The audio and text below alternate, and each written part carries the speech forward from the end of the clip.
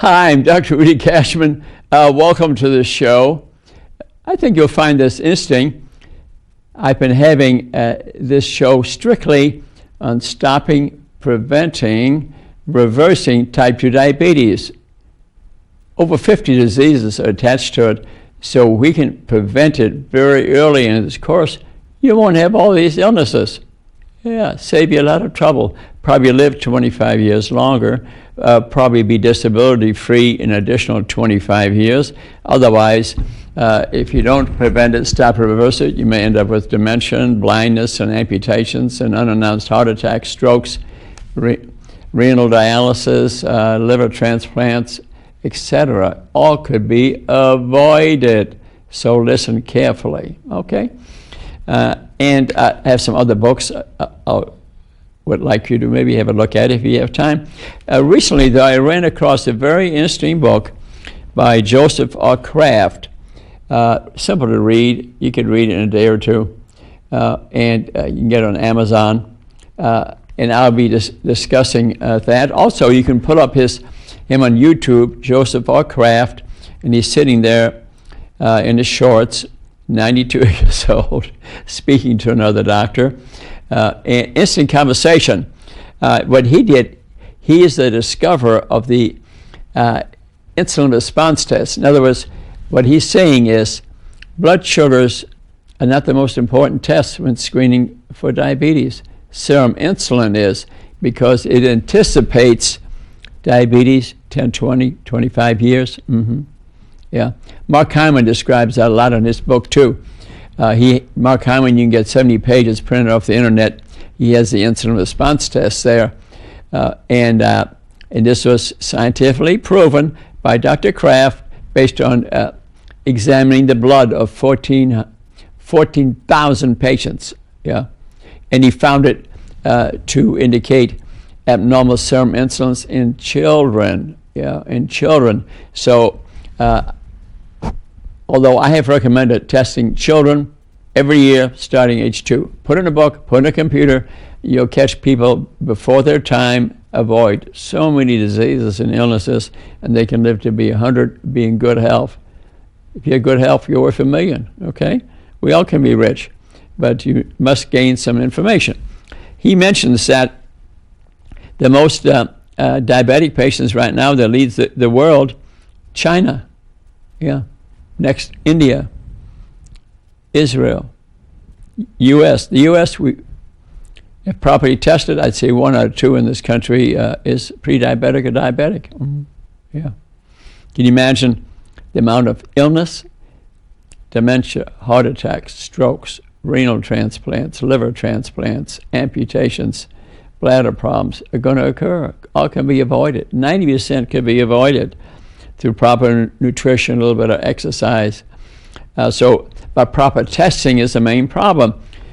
We go to General Motors and we see this 250-pound person, judgment-free zone, blood sugar's normal. You don't have diabetes. Baloney, baloney, baloney. You don't have diabetes if your serum insulin is normal. The blood sugar is a minor part of it. But industry, medical schools, they still don't participate. And Dr. Kraft is concerned about it. He said, he in essence says, he's 92, remember, says, I'll be looking, I guess, from heaven down when finally the country wakes up and attacks this epidemic. Okay? So he goes through a number of challenges why this is not happening. And I'd like to review those here a little bit today. Challenge number 1, what he's saying is, without the serum insulin assay, the test, an impact on the diabetes plague all over the world will not begin. Yeah. How shameful that public health, state level, medical schools are not teaching this, demanding it. I'm working at it, have been for 10 years, written books, TV shows, teach it in many churches, for example. I'm trying. I'm looking for your help, okay? Challenge number 2. Many pathologists and most clinicians, doctors, nurse practitioners, including professors from distinguished universities, have little to zero personal experience with it. Yeah, that's a problem. They don't read. I'll tell you a story. It's been about maybe 2 years ago. I went to the Indiana State Department Public Health downtown. Met with the head of public health at that time, who is now he was now the Surgeon General of the United States. His curriculum vitae, much bigger than mine. I came with 2 red bags filled full of books on diabetes. He hadn't read one of them. I encouraged him to at least read Gary Taubes' book, End of Goodbye Diabetes by Wes Youngberg, End of Diabetes, Dr. Furman. Never read one of them. I encouraged him to read them and call me. I'd come back at my expense and time. Never got a phone call. Dr. Pence, Vice President Pence, who obviously didn't know what I know, and I don't necessarily even blame him because of the curriculum vitae of Dr. Adams is huge. Appointed him Surgeon General of the United States. I say to you, that's a mistake. It's a bad mistake because he's not going to face this epidemic that's in this nation. And Dr. Adams knows what I know. He could have taken the job and then called me up and said, hey, Rudy, take over this division. You know what I'd have been doing? I'd have give me a car and a chauffeur, and I'd go all over the country spreading this knowledge. It hasn't happened. I don't think it will happen. Okay? Challenge number 3. How early should diabetes be treated? I mean, that's a good question. How early can we catch it? And Hippocrates, famous doctor, thousands of years ago, Hippocrates timed that the earliest diagnosis provides the opportunity for treatment with the greatest chance for a cure. Makes sense.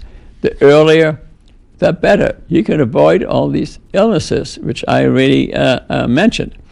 We could catch what's called diabetes in situ. That's where just each cell has a little bit of change. They've seen in the electron microscope now the basement membrane of the cells change. And in 1974, when Dr. Kraft started taking interest in this, our oral glucose tolerances with insulin assays demonstrated that hyperinsulinemia is type 2 diabetes, elevated insulin levels. He studied them.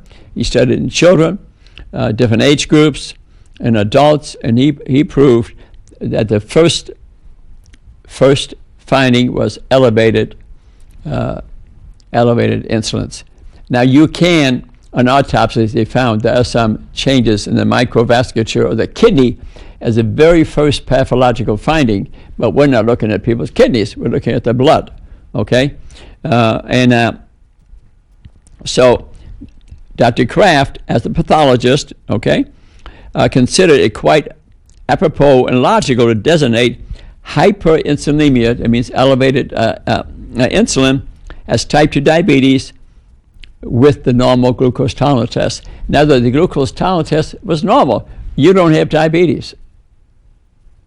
But Dr. Kraft and I said, baloney, baloney, baloney. Because then it's the easiest, because we're catching you, like Hippocrates says, very early in the disease. Why hasn't this happened? I don't know. I've even worked with diabetic groups who I imparted this knowledge to. But when they see a patient, it's the script to the ill. It's beyond my comprehension why they didn't give me a hug and say, let's go to work. I don't know. I've had 2 or 3 inner city churches agree to that, though, and we're working together. The ministers look healthy, and they're teaching it to their parishioners. Okay? So it's not that hard to correct it. We're talking about proper eating, a little bit of exercise, not a huge burden. Mark Hyman would say, you eat right, your blood sugars return to normal probably within a week. You'll need to get off your medications pretty quick. So if you decide to change, call your doctor, I'm changing, check your blood sugar more often, and talk to him about the medication. Don't just stop them. Talk to your doctor about it, okay? And so the American Diabetic Association does indeed now finally recommend some proper eating and exercise, but they don't complete the job, okay? And so the impact on the diabetes plague would be staggering.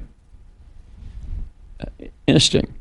And challenge number 4, in 1963, the Wall Street Journal said that it's been affirmed the study drugs to help avert diabetes was featured. It was an article that they read, and they raised the question of medication, and but that did not have an impact on the country. And so challenge number 5, is the ADA facing the challenge of the diabetes epidemic? And Dr. Kraft says, yes, but at the end, and they have ads out, and they develop a PowerPoint, and they try to teach it at different places like the YMCA's where I saw it. But he says, neither the dramatic ads nor the recent ADA guidelines on IFG and IGT addresses the earliest identification of type 2 diabetes, hyperinsulinemia by normal glucose tolerance with insulin assays. The ADA still does not recommend that. Major mistake. Major mistake. And they know that. Why is this occurring? On this YouTube show of Dr. Kraft, I notice he brings up a lot that the American Diabetic Association is not just made of providers. It has a tremendous number of laymen on there who are donating or receiving money through, and that intermixture may affect their motivation. We don't know for certain, but I noticed at the local Y they were teaching it, but when I read through it and the books I've read, they were teaching it wrong. And I went to the Y and told them, but that didn't result in anything, and I frankly probably should have known better, but that's just me, okay? That's just me. And if the Ys across the nation were to bring up this insulin assay, they could, because they're great places. I play pickleball there, I work out there. Ys are wonderful places. But why they don't embrace it, I do not know. Because Dr. Adams's information was sent to them, and they were teaching the ADA method. I have the right to be wrong, but I don't think so. I don't think so. Okay? So Dr. Kraft is saying, will the ADA, through its membership, ever recognize and emphasize the importance of the earliest identification of diabetes? The answer is yes. Of course they will in due time. You, the public, will demand it. Then they'll change. You need to join me, okay? You need to join me. Incidentally, after my last show I did today on vascular disease and diabetes today, and who walks in? A former congressman and his 2 most gorgeous grandkids, a boy and a girl you ever saw, Mark Souder. And he thanked me for this message. He endorses it. Interesting. And he was there 15 minutes. He just kept on talking. I thank him because you can tell he even watched me taping the show. I didn't ask him to come. He came on his own. Must be in the right place, huh? So, challenge number 6. Will you ever, as a type 2 diabetic, need to receive insulin? Of course you will. That's important news. The American Diabetic Association now recommends adding insulin earlier in your treatment program. If your blood sugars are not under control after 2 or 3 months of diet, exercise, and oral medications, absolutely you need the addition of insulin. And what Dr. Kraft would suggest and I would suggest is that you might say, hey, unless it's an emergency, could I try some proper nutrition, exercise, relaxation, etc. first before I take the medication? If it's not an emergency, okay?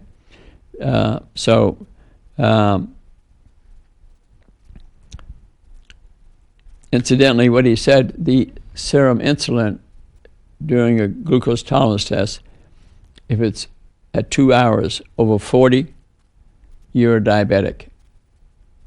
Okay? In many other places you could diagnose it, that's easiest. You don't have to run it 3, 4, 5 hours. 2 hours would do it. Okay. And channel 7, are 2-hour oral glucose tolerance tests with insulin assays equal to the standard 3-hour examination? Well, I just answered that question. 2 hours would do it. And what glucose tolerance is, you fast overnight, swallow, some people say 100, some 75 grams of sugar, get a fasting blood sugar, fasting serum insulin, 1 hour blood sugar, serum insulin, 2 hour blood sugar, serum insulin, okay? Then you'll catch it very early. And actually, Dr. Atkins, who you might say, well, you know, his diet wasn't very good. Well, he's the first one to bring up putting diabetes into 5 different stages based on DeFrando's work of 60 scientific diabetic papers that he published. So, hey, wait a minute. Atkins, years ago, put this diabetes into different stages, which Mark Hyman does, which is an excellent way to catch diabetes at stage 1. In America, we're catching people at stage 4. What's next? Amputations, renal transplants, dementia. The majority of dementia, 70% of it, is a complication of type 2 diabetes because the insulin degrading enzyme that degrades insulin, gets rid of it, which is elevated in type 2 diabetics. Okay? The ID enzyme is used up, degrading the elevated insulin, and none is left to degrade amyloid and neurofibrillary tangles that cause dementia. So it's a high rate of correlation of dementia and type 2 diabetes. Most Alzheimer's disease is not due to some ApoE4 enzyme change. Most of it is due to diabetes. Yeah. And discussing about the dementia a little bit, we could take a second there. Actually, it's genetic expression. If you have the ApoE gene 4, 2 of those, for example, at age 75, the rate of getting severe dementia, when I call it Alzheimer's disease, is very high, okay? But at age 75, say you have only one ApoE4, and you eat a nutrient-dense way of eating and exercise, the odds go way down. So you can avoid most severe dementia, even advanced Alzheimer's disease, by proper nutrition and exercise. You avoid the genetic expression of your genes. So it's not hopeless. You're not your gene. You are what you do to express your gene, okay? Challenge number 8. As many as 1 in 3 in the U.S. adults could have diabetes by 2050, easily more than that, because it's one. If you test them properly at this time, it's about 1 in 2. Okay, so when you look at 2050 down the line, the burden of diabetes in the U.S. adult population, so we could avoid most of the illnesses associated with that through proper nutrition. Fortunately, hopefully, Dr.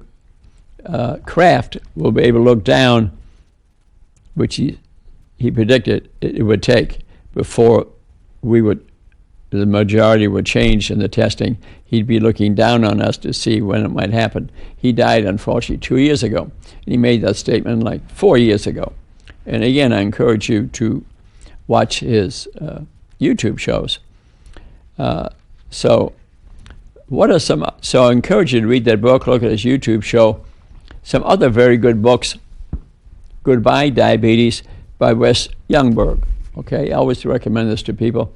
He went to the island of Guam, which had been flattened by the Japanese, and they used to eat mainly organic farming products and fish.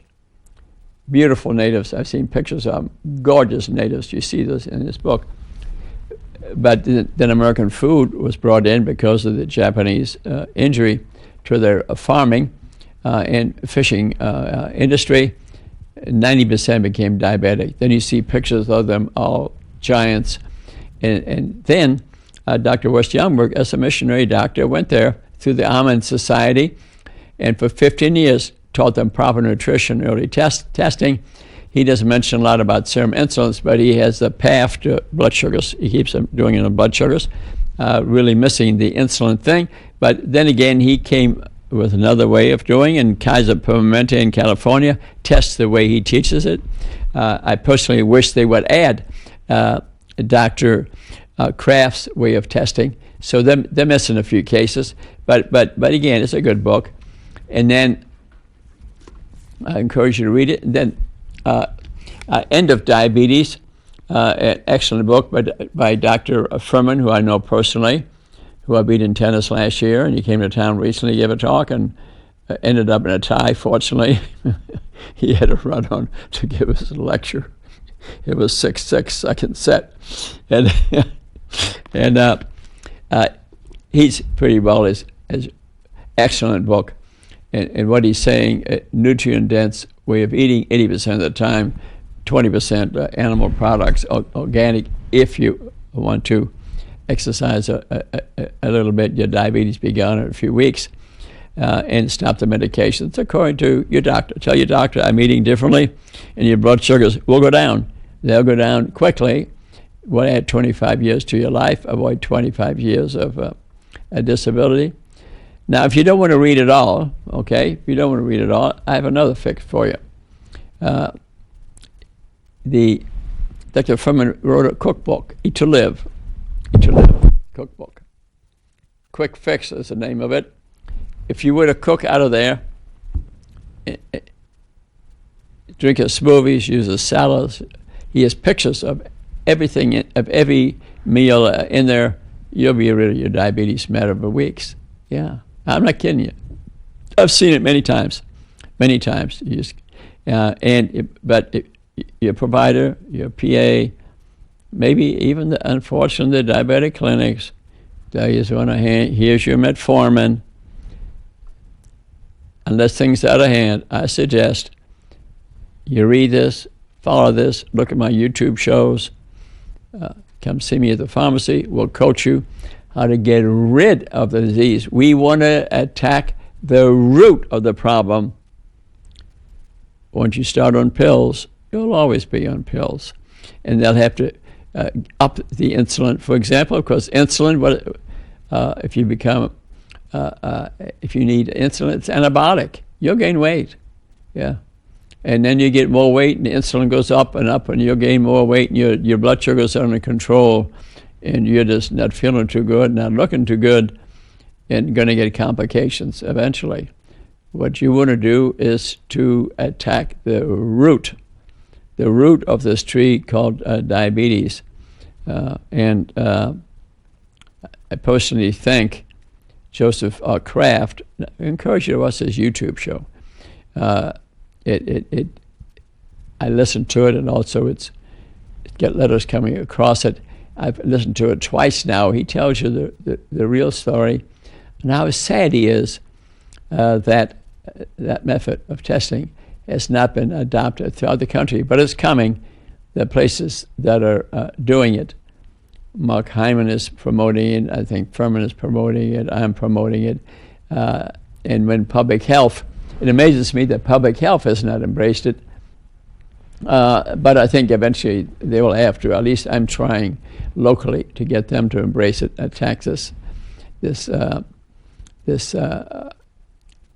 epidemic. my friend that I played tennis with is running for mayor.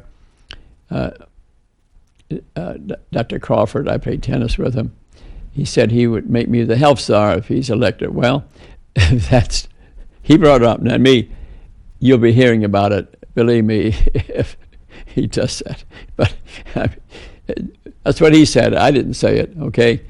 But I think maybe we could change the city in the way of testing and look at all the diseases that would go away. People would act on what we recommend. And I'm just not going to give up on this because I'm a doctor, you know. It's important for me to help you to avoid blindness, hearing problems, teeth problems. Yeah, Queen Elizabeth, you know, had black teeth. What was it from? Eating too much sugar. So you got to learn what the content of the sugar content of your foods. There are bad fats. There are good fats. The good fats are guacamole, for example, olives, some nuts. Dr. Furman eats about an ounce of nuts a day, which help curb the appetite. A lot of fiber, complex carbohydrates in them. And what you're doing when you eat the right food, you are educating your biome. Your biome. That's the bacteria, trillions of them that are in your gut. Yeah, live little things crawling around. Yep. They run the metabolism of your body. Mm-hmm. Yeah. So what you eat is critical to your biome. They determine the metabolism, how much carbohydrates you absorb, the amino acids are broken down, the good fats that are broken down, and what goes on in your colon. So your gut health is critical. I have a PowerPoint I've done. You can find maybe on YouTube. You can find my show on the biome. It determines your health. And I think the next decade, they've even said, is the decade of the biome, where we will study that even more detail. But a lot is known already. So thanks for listening. And again, every Monday, it's nothing but diabetes, because to me, that's the most critical thing. To change the culture of the way we test. I want my serum insulin. And you can use these books or my handouts. I even have this handout here. You can pick up the Three Rivers Pharmacy, one page that describes which tests you ought to get, or talk to me personally or see me personally at the Three Rivers Pharmacy. I do this because I care about you. I want to avoid these 50 illnesses, and we can. And I'm getting somewhere, no doubt. The message is coming out. People know what we're talking about, and hopefully the medical schools and providers will change and help us. Then I think we'll have an explosion of knowledge, and people will start to avoid this plague, this epidemic of type 2 diabetes. I do this because I love you. And I'm a doctor. If you see me, say hello, give me a hug, tap dance with me, sing me a song, or attend one of my talks. See you next time. Bye-bye.